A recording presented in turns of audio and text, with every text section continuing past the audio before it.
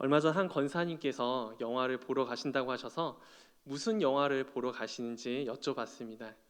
그 영화는 지난주에 개봉했던 미녀와 야수였습니다. 이 영화는 1992년도에 개봉한 디즈니 애니메이션 만화를 사람들이 연기해서 다시 제작한 애니메이션 실사판 영화입니다. 어릴 때 그 영화를 보고 애니메이션 만화를 보고 주전자 할머니가 그 바이브레이션을 넣으시면서 불렀던 Beauty and the Beast, 그 음성이 아직도 귓가에 생생하게 맴돌고 있습니다.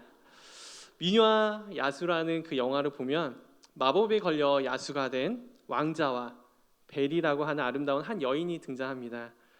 왕자는 아름다운 성에서 사는 잘생긴 훈남 왕자였고, 하지만 교만하고 이기적이고 못된 성격과 허영심으로 가득 차 있었습니다. 어느 날 늙고 못생긴 할머니가 찾아와서 하룻밤 재워달라고 요청을 합니다. 그리고 그 값으로 장미 한 송이를 제의합니다. 그러나 왕자는 불쌍한 할머니를 문전박대하며 쫓아냅니다. 문제는 바로 여기서 시작하게 됩니다. 문전박대당한 할머니는 그냥 할머니가 아니라 마법을 사용하는 요정이었습니다. 요정은 못된 왕자를 무섭게 생긴 짐승으로 만들고 21살 생일 이전에 진정한 사랑을 얻지 못하면 평생 야수의 모습으로 살아야 하는 저주를 내립니다. 야수의 모습에는 여러 가지 동물들이 섞여 있었습니다. 눈만 인간의 눈이었고, 사자의 갈귀, 버팔로의 머리와 수염, 고릴라의 이마, 멧돼지의 어금니, 곰의 몸통, 늑대의 다리와 꼬리가 합쳐져 있는 그런 모습이었습니다. 야수로 변해버린 왕자는 자신조차 거울을 보기 무서울 정도였습니다. 당연히 야수를 사랑하는 사람은 아무도 없었습니다. 누군가의 사랑을 받아야 이 저주가 풀리는데 그것은 사실상 불가능한 일이었습니다. 야수가 스스로 구원할 방법은 그 어디에도 없었습니다. 외모가 좀 못생겼지만 하지만 야수에게는 성이라는 큰 아파트도 있고 또 가구 및 각종 혼수도 다 있으니 어떻게 선을 볼 수 있었겠죠. 하지만 못생긴 데다가 무섭게 생겼고 성격도 짐승 같은 사람이라고 말할 수 없는 이 야수를 누가 함께 살며 사랑할 수 있었겠습니까? 야수는 진정한 사랑을 할 수 있었을까요? 미녀와 야수를 보면서 계속해서 오버랩되어 생각났던 것이 있습니다. 야수가 바로 나의 모습은 아닌가, 죄로 인해 저주받은 우리 인간의 모습은 아닌가 하고 계속 생각을 했습니다.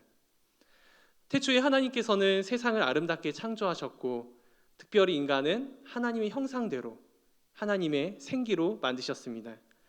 그렇게 만들어진 첫 사람이 바로 아담입니다. 아담에게는 직업이 세 가지가 있었습니다. 먼저 농부로 에덴 동산을 경작하였고, 두 번째는 파수꾼으로 에덴 동산을 지켰고, 마지막으로 그가 하는 일은 장명가로 이름을 지어주었습니다.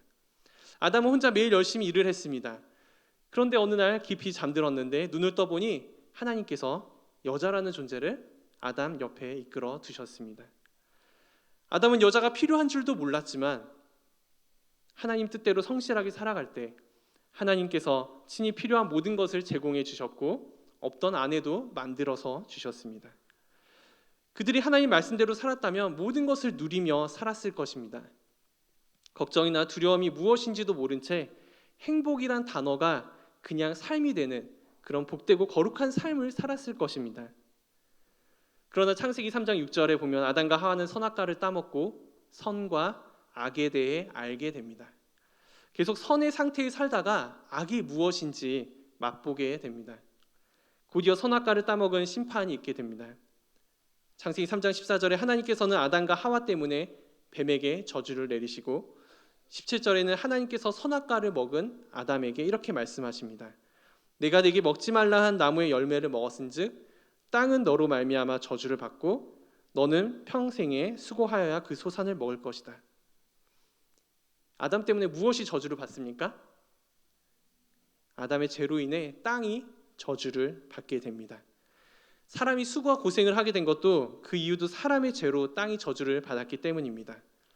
한 사람, 그 아담의 죄 때문에 온 땅에 저주가 임했습니다. 미녀와 야수에서도 왕자의 잘못으로 함께 있던 모든 땅과 사람이 저주를 받게 됩니다. 그런데 이 야수의 그 왕자의 이름이 무엇인지 아십니까? 영화에서는 등장하지 않지만 찾아보니까 그 이름이 아담입니다. 그 아담 왕자 하나 때문에, 한 사람 때문에 그 성 안에 있는 모든 것이 저주를 받게 되었던 것입니다. 그리고 왕자는 야수가 되었고, 신하들은 주전자, 찻잔, 촛불, 시계, 가구 등으로 변했고, 아름다운 성도 악마의 성으로 변했습니다. 그렇게 원래의 형상을 잃어버린 야수의 모습과 그가 처한 상황이 꼭 죄로 인해 망가진 우리의 모습과 같지 않습니까? 타락한 인간은 다시 하나님께로 돌아오기보다는 교만과 미움과 저주와 살인으로 살아가고 있습니다. 그런데 다행스럽게도 이것을 해결하는 방법으로 하나님께서는 말씀을 주셨습니다. 우리가 잘 알듯이 창세기 3장 15절에 여자의 후손을 통해 구원자, 메시아, 그것에 대한 약속을 주셨습니다. 야수에게도 이 저주를 풀 수 있는 한 가지 방법이 나옵니다. 그 방법은 바로 사랑이었습니다. 못생기고 무섭게 생긴 야수가 21살까지 진정한 사랑을 하게 된다면 이 저주가 풀리게 되는 것입니다. 우리 주위에는 나이가 들수록 내면의 아름다움으로 더 성숙해지거나 또 중후한 매력을 풍기는 분들이 계십니다. 하지만 일반적으로 20대 때 얼굴이 더 좋아지기는 쉽지 않습니다. 20대, 지금 여러분 20대라면은 여러분 인생 가운데 가장 잘생기고 아름다운 시기입니다. 시간이 갈수록 피부는 탄력이 떨어지고 얼굴에는 주름이 생깁니다. 아무튼 야수는 21살 생일 때까지 진정한 사랑을 해야 다시 왕자로 돌아올 수 있습니다.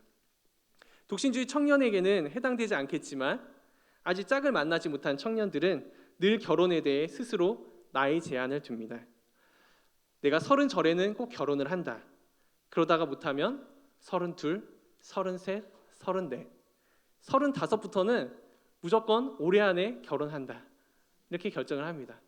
저도 35살 12월에 결혼을 했습니다. 누구보다 그 마음을 잘 알죠. 그렇다고 무조건 제가 결혼을 목표로 해서 결혼한 것은 아닙니다. 사랑했기 때문에 했습니다. 우리는 21살이든 30이든 40이든 그냥 늙어가는 것이지 야수로 살아가는 것은 아니지 않습니까? 하지만 여기 야수는 21살의 끝을 향해 하루하루 지나갈 때마다 마치 인생의 끝을 향해 가는 것, 그리고 심장이 그런 쫄깃해지는 그런 기분이 들었을 것입니다. 때론 자포자기하고 때론 주위의 여자들을 볼 때마다 저 여자가 나의 저주를 풀어줄 여자가 아닐까 기대하고 또 실망하며 살아갔을 것입니다. 시간이 어느덧 흘러 야수가 21살이 되어갈 무렵에 뜻하지 않은 기회가 찾아옵니다. 모리스라는 이름의 노인이 길을 잘못 들어 야수의 성으로 들어오게 되는데 그 야수의 장미를 꺾게 됩니다. 근데 그 야수의 장미는 그 생명과 직결되는 장미였습니다. 그래서 그 노인은 성에 갇히게 됩니다. 이 노인에게는 벨이라는 아름다운 밝은 성격의 효성이 지극한 딸이 있었습니다. 벨은 아버지가 갇혀있는 야수의 성을 찾아내어서 아버지를 구하기 위해 아버지 대신 자신이 성에 남겠다고 야수와 거래를 하게 됩니다. 이 거래는 일종의 대속적인 그런 거래가 되었습니다. 야수는 벨과 함께 지내는 동안 벨의 따뜻하고 아름다운 성품이 야수의 마음을 치유하였고 그의 흉악스러운 성품도 점점 변하기 시작합니다. 그렇게 미녀와 야수는 친해지고 야수가 춤을 추자고 하자 벨은 승낙을 하고 예쁜 노란 드레스를 입고 함께 춤을 추게 됩니다. 이 영화의 하이라이트 장면이죠. 보신 분들은 기억하시겠지만 가장 아름답고 멋있고 가장 기쁜 장면이었습니다. 왕자는 그 벨의 벨의 사랑을 기대하는 가운데 그녀에게 모든 친절을 베풀었습니다. 성 안에 있던 그 신하들도 이제 벨이 사랑한다고 말하기만 하면 가구와 집기류가 되었던 자신들도 이 저주에서 벗어날 것이라고 기대를 하게 됩니다. 그런데 어느 날 벨이 자기의 아버지의 얼굴을 보고 싶다고 합니다. 여자의 직검은 무섭죠. 야수는 마술의 거울을 보여주기 싫었지만 벨이 보여달라고 하기에 보여줍니다. 그 속에서 처량한 신세가 된 아버지의 모습을 보게 됩니다. 그리고 야수에게 나는 집으로 돌아가야겠다 이렇게 말을 합니다. 그때 야수는 어떻게 했을까요? 21번째 생일을 며칠 앞두고 야수는 그녀를 보내주게 됩니다. 그리고 성안은 다시 어둠에 짙게 깔리고 저주를 풀 수 있는 필요 조건이었던 벨은 이젠 없어졌습니다. 벨이 꼭 그 안에, 그 성 안에 있어야 야수가 왕자가 될 기회가 있었는데 그것조차 이제 없어진 것입니다.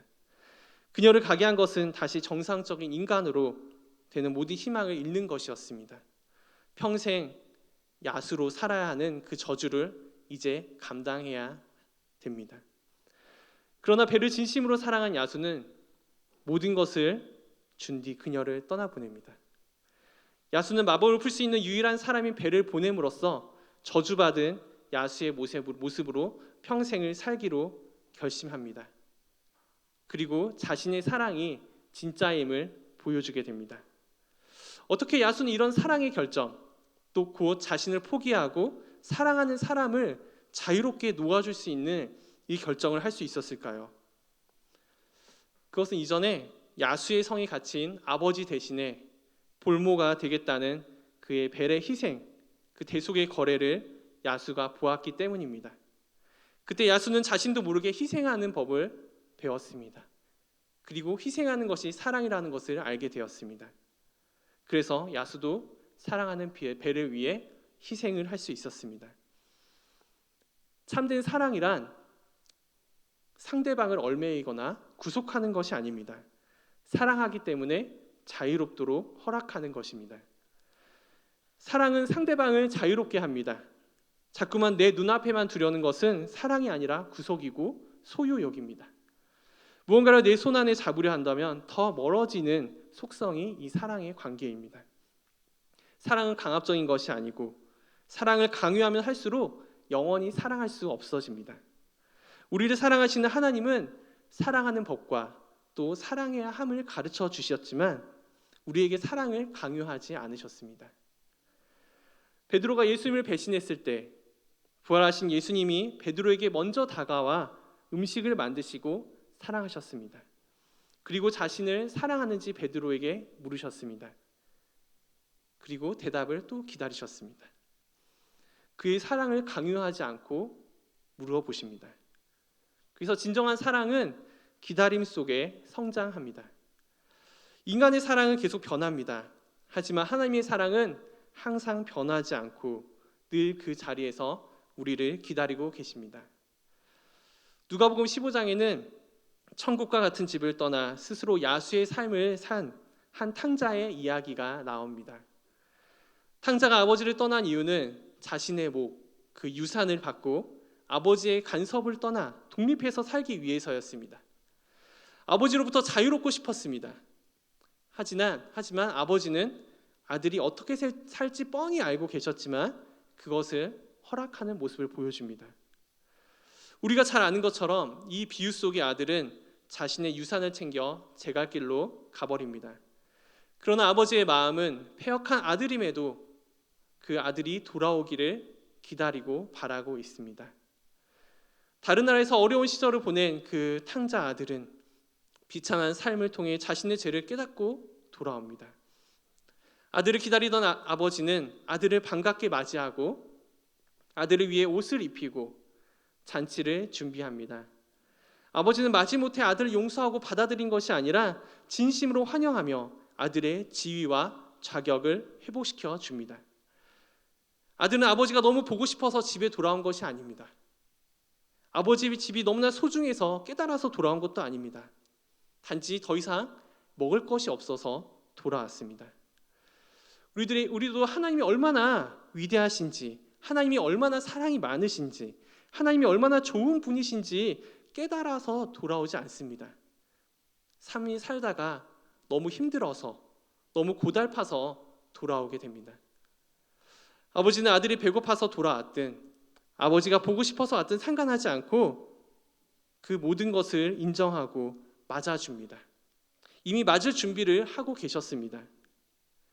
아버지는 아들이 회개하지 않았을 때도 멀리 떠나 허랑방탕하게 살 때도 이미 용서하고 그 아들을 기다렸습니다.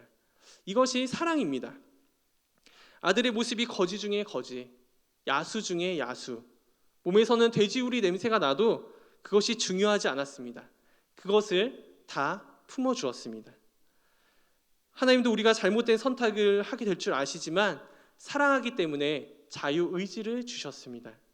그리고 그 사랑으로 자유롭게 떠난 우리를 다시 기다리고 계십니다. 그리고 받아주십니다. 다시 미녀와 야수에서 야수가 칼에 찔려 죽는 마지막 순간에 미녀 벨은 야수와 온 성 안의 사람들이 그토록 듣기 원했던 사랑해요, 그 말을 하게 됩니다. 그때 야수는 저주에서 풀리며 원래의 왕자의 모습으로 휘리릭 변하게 됩니다. 성 안의 모든 것도 원래의 모습대로 회복이 됩니다. 왕자는 10년이라는 삶을 야수의 모습으로 살며 고난을 통과했습니다. 이 시간 동안 사랑이 무엇인지 알게 되었고 진정한 사랑을 받으면 사람이 변하게 됨도 경험하게 되었습니다. 여자의 사랑을 받으면 남자는 변하게 됩니다. 또한 남자의 사랑을 받으면 여자도 변하게 됩니다. 야수였던 사람도 사랑을 받으면 왕자로 변하게 됩니다. 아버지의 사랑을 받으면 자식이 변화가 됩니다. 허랑방탕했던 탕자도 사랑을 받으면 아버지께 효를 다하는 아들로 변화가 됩니다. 사람이 변화될 수 있는 힘은 이 사랑만이 가능합니다. 인간의 사랑, 그 사랑 안에는 사람을 변화시키는 엄청난 능력이 있습니다. 동화 속의 이 사랑 이야기에도 우리에게 감동과 기쁨을 주지 않습니까? 하지만 제가 오늘 정말 드리고 싶은 이 말은 사람의 사랑은 변화와 감동으로 끝이 나지만 그 사랑을 넘는 사랑, 그 사랑이 있음을 말씀드리고 싶습니다. 그것은 바로 하나님의 사랑입니다. 사랑을 넘는 사랑. 하나님의 사랑은 마음을 움직이고 변화시키는 것을 넘어서 영혼을 변화시키는 능력이 있습니다. 오늘 말씀 제목이 사랑을 넘는 사랑인데 여기서 생략된 단어들이 있습니다. 다시 풀어서 말씀드리면 인간의 사랑을 뛰어넘는 하나님의 사랑입니다. 하나님은 우리를 사랑하셔서 예수님을 보내주셨습니다. 하나님의 사랑이신 그 예수님을 우리에게 보내주셔서 그 사랑 때문에 죽으시고 다시 부활하셨습니다. 그래서 우리는 구원을 받았습니다. 죄의 저주를 끊고 영원한 죽음에서 영원한 생명으로 옮겨지는 능력은 오직 예수 그리스도의 십자가의 사랑밖에 없습니다. 미녀의 사랑도 야수를 왕자가 되게 할 수 있고 그 어려운 환경에서 구원할 수 있지만 영혼은 구원할 수 없었습니다. 그 어떤 사랑도 그 무엇도 영혼을 구원하는 능력은 없습니다. 오직 예수님밖에 없습니다. 예수님께서는 우리가 아직 죄인 되었을 때, 다시 말해 우리가 하나님의 형상이 깨어지고 저주받은 야수였을 때, 탕자였을 때 우리를 사랑하셨습니다. 그 사랑의 증거가 십자가에서 죽으심입니다. 이 죽으심을 통해 하나님께서는 자신의 사랑을 우리에게 확증해 보여주셨습니다. 지금 우리의 영혼의 모습은 어떤 모습입니까? 마음에는 미움과 다툼, 시기와 질투, 우리 입에는 험담과 욕. 예수 그리스도로 입었던 옷은 다 너덜너덜해지고 피폐해진 몰골로 그 야수의 모습만 남아있지 않습니까? 어느 누가 하나님 앞에 의인으로 당당히 설 수 있는 사람이 누가 있겠습니까? 로마서 3장 23절에는 모든 사람이 죄로 더럽혀진 죄인이라고 말씀하고 계십니다. 우리의 모습은 하나님께서 이 세상을 누구를 보아도 사랑할 수 없는 야수의 모습으로 보고 계십니다. 하지만 요한복음 3장 16절 말씀처럼 하나님께서는 야수로 가득 찬 이 세상을 사랑하셨습니다. 그리고 독생자 예수 그리스도를 보내주셨습니다. 그리고 예수님을 믿는 자마다 멸망하지 않고 영생을 얻는 영혼의 변화의 능력을 주셨습니다. 인간의 사랑을 뛰어넘는 이 하나님의 사랑, 그 사랑이신 예수님, 우리를 사랑하사 자기 몸을 버리신 고난당하신 그 하나님의 사랑을 바라보고 기억하는 시간이 바로 지금 이 사순절의 시간입니다. 예수님께서 죽음으로 보여주신 그 사랑을 바라보면서 우리의 삶에서 사랑의 열매를 맺으려고 묵상하며 또 사랑을 배워가는 시간입니다. 로마서 5장 8절 오늘 본문 말씀 다시 보면 우리가 아직 죄인 되었을 때 그리스도께서 우리를 위하여 죽으심으로 우리에 대한 하나님의 사랑을 확증하셨느니라 라고 말씀하십니다. 이 하나님의 사랑을 확증하신 것, 이것이 바로 사순절이고 그것을 다시 기억하는 절기가 바로 이 사순절입니다. 하나님께서 확증하신 이 사랑에서 끊을 수 있는 것은 아무것도 없습니다.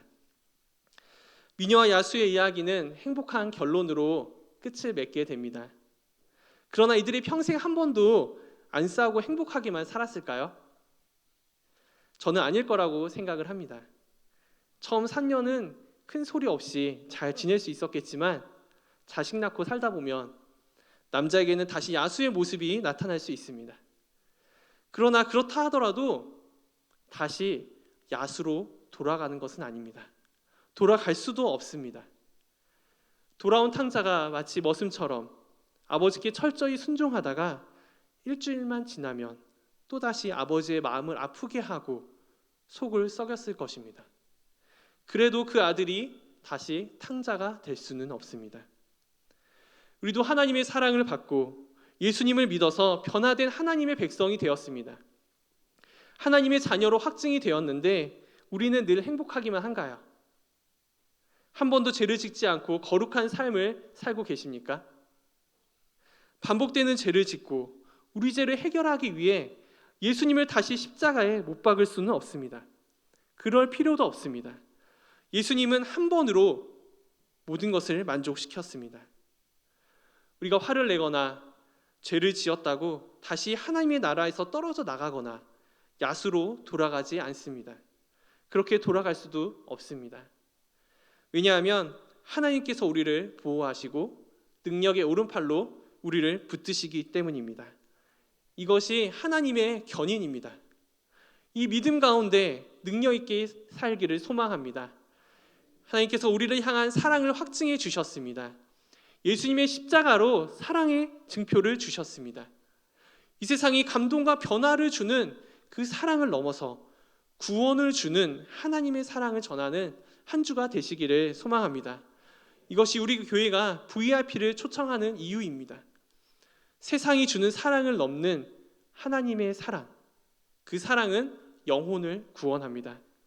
하나님의 사랑, 예수 그리스도, 그 십자가의 사랑, 이 복음만이 우리를 통해 구원의 역사로 드러나게 될 줄 믿습니다. 우리가 사랑한다고 복음을 전하지 않으면 그 영혼은 구원받지 못합니다. 우리가 이웃을 향한 사랑과 또 예수 그리스도의 그 십자가의 복음을 전하는 것, 그 하나님의 사랑을 전하는 것, 그것이 우리가 해야 될 일일 줄 믿습니다. 기도하겠습니다. 사랑의 하나님 아버지, 우리는 하나님의 형상대로 아름답게 창조되었지만 죄로 인해 깨어진 모습으로 그 형상이 파편적으로만 남아 그렇게 살아왔습니다. 하지만 하나님께서 도저히 사랑할 수 없는 야수와 같은 우리를 사랑하셔서 그 아들 예수 그리스도를 보내주시니 감사를 드립니다. 그 사랑의 확증으로 예수님께서 십자가에 달려 죽으시고 우리를 구원하시기 위해 다시 살아나셨음을 믿습니다. 우리도 그 사랑을 확증하길 원합니다. 하나님의 사랑은 영혼을 구원합니다. 그 구원은 다시 빼앗기지 않는 구원임을 우리가 믿습니다. 세상이 줄 수 없는 사랑, 그 사랑을 넘는 하나님의 사랑에 감사드리며 우리를 하나님 나라의 왕자와 공주로 회복시키신 예수님의 이름으로 기도합니다. 아멘.